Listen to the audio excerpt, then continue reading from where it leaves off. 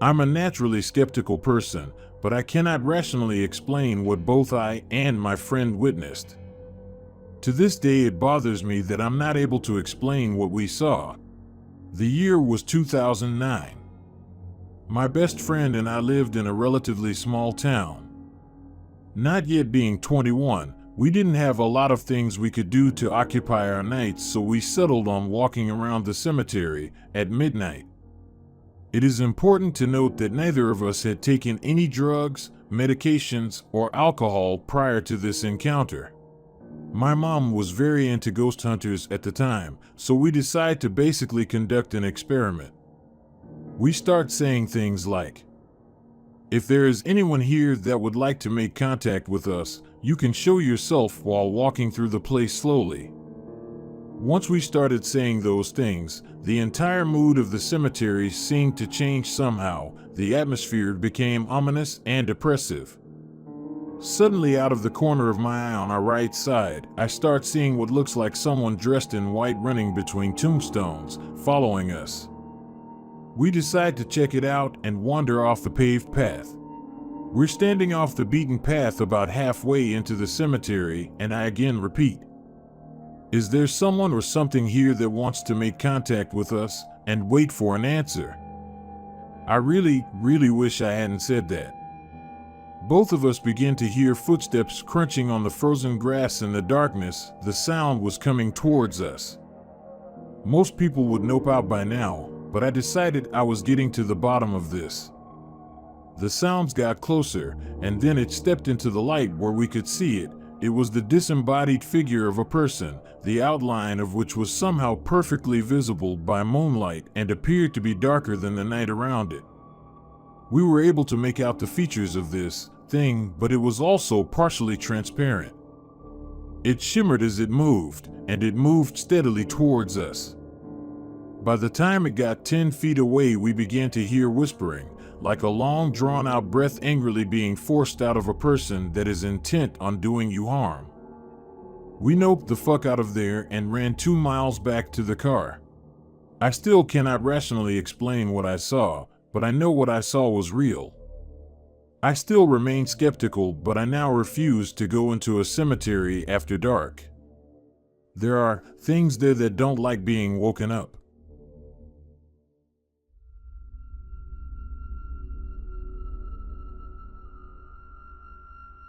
I am of Japanese descent, and each year I go visit my family in the north of Japan, and also do the Obon, which is basically like Dia del Muerte in Japan, when the spirit of the dead come visit the land of the living.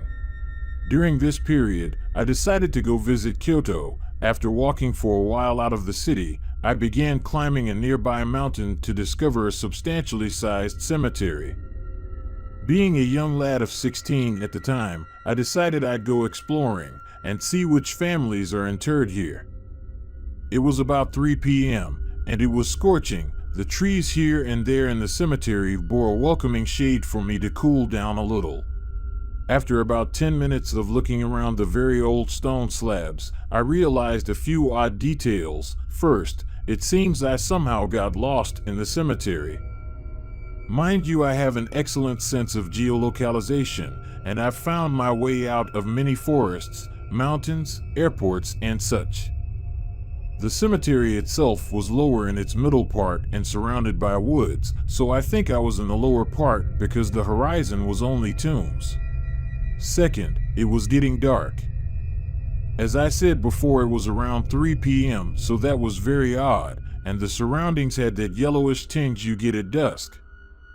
If I make a small cultural parenthesis, dusk is called Tatsugurdoki in Old Japanese, and it's supposed to be the in-between moment when strange things occur. Not a good time to be surrounded by tombs. Third, I was getting a little cold. Not like I was plunged in an icy pool, but more like when you're in the middle of the mountains and you can feel some coldness through the gaps of your coat. After that, I began to see some weird shadows or something on the corner of my eyes. Very weird, because I wasn't feeling panicked or anything, and I could calmly observe them. It was moving like these old lava lamps, very deliberately, and sometimes looked a bit human-shaped or like huge faces. I was walking toward it, because I thought if it can harm me physically, I can certainly punch it, but I was like a mirage and it was fluttering. After a while, I started to feel like I was in danger. I was getting colder and colder, and at this moment I saw a monk who was very surprised to see me there, because the cemetery was supposed to be closed at this hour. He brought me back to the entrance, and I told him it was open when I got in. He informed me that he was next to it all day and didn't see me pass by. I assumed he thought I went in by a fraction, so I told him everything I saw and felt. He seemed very surprised at first, and then told me to look at the hour. It was 6 p.m. That means I was there like 3 hours. He then told me I shouldn't come here while the sun is setting, that I could have been taken away by Kamikakushi.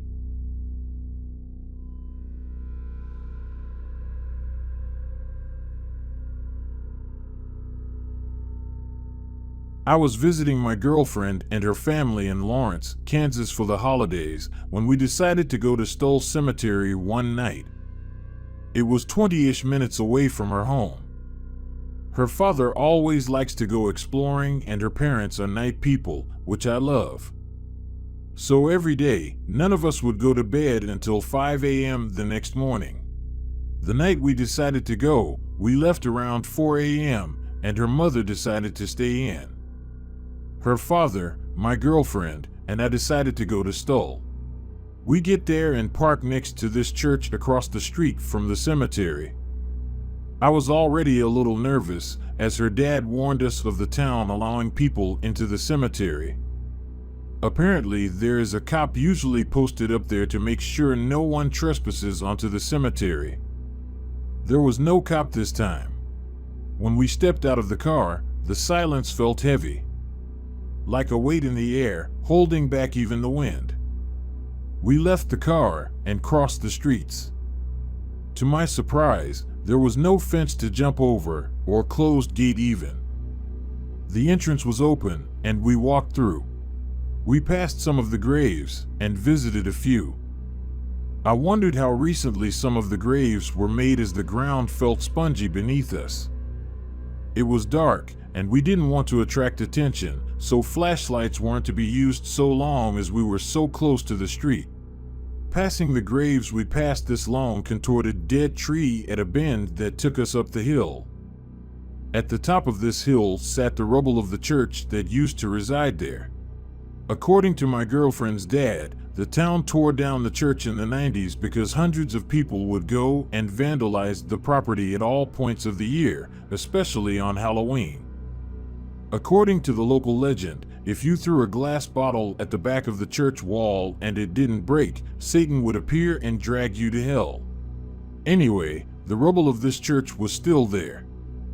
We walked around it, on it, moved stuff around looking for interesting signs or trinkets. We found nothing but these weird scratches on some of the stones along the front perimeter of the rubble. Too organized to be an animal, but could definitely have been some kids fooling around. We looked around for about 20 minutes and went behind the church towards the creepy-looking dead trees and went around some of the bushes surrounding the perimeter. Because it was so quiet, we could hear a car coming from a couple miles away, so we would turn our flashlights off to ensure we wouldn't be seen. After a while, my girlfriend found a glass bottle, unbroken, at the front perimeter of the church, just lying on the grass. It was an empty Corona beer bottle. I immediately thought it would be funny to pick it up and place it along the back perimeter of the church, where the back wall would have been, as a future omen to those who come exploring. She called me and her dad over, and so we went, and when she saw that I was going to bend over and pick it up, she turned away. Later, she told me she couldn't believe that I would touch the glass bottle. Her dad was to the left of me pointing a flashlight at the bottle, and my girlfriend was behind me, and the second I touched/picked up the bottle, we heard a strange sound. It sounded like gas or some kind of fizzing. The bottle was empty, and it sounded like it was coming from 15 feet away, towards the back of the rubble.